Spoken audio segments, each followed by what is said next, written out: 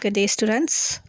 In this video, we'll be doing question 1 of the January 2023 Paper 2 exam. Part A 1. By rounding each number in the expression below to one significant figure, estimate the value of the square root of 108 over 19.72 plus 5.296. Alright, so the first step, I will round each of the given numbers here to one significant figure. So the numerator will become square root of 100. The denominator will become 20 plus 5. Right, so we're looking at square root of 100, which is 10, over 20 plus 5, which is 25.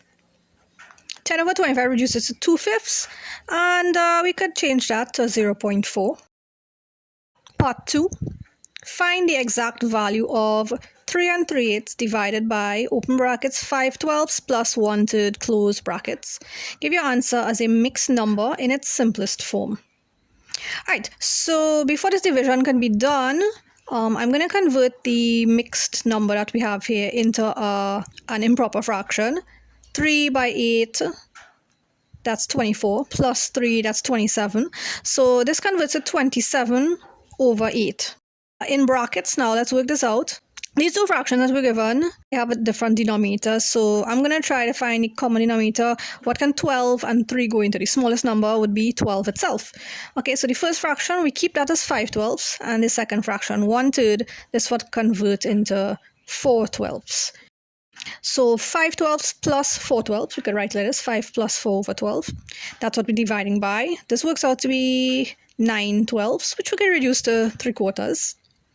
So we are dividing by 3/4. In other words, we are multiplying by the reciprocal of 3/4, which is 4 over 3. If you cross out 4 into 4, 1, 4 into 8, 2, 3 into 3, 1, 3 into 27 is 9. You're going to put 9 by 1, that's 9 over 2 by 1, that's 2. 9 over 2 is 4.5. So we were asked to express the answer as a mixed number in its simplest form. So this what we have here is what was required. Part B. Due to the COVID-19 pandemic, the number of available seats in a hall was reduced from 125 to 93. Calculate the percentage decrease in the number of available seats. Okay, so we can calculate how many fewer seats there are. So if we subtract, that's 32 seats less. So the decrease itself is 32.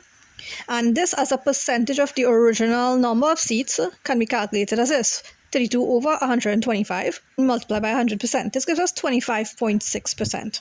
Alternatively, we could do it this way, where we take the original number of seats, we subtract the new number of seats, and we put it over the original number of seats. So that's the same 32 over 125 by 100%.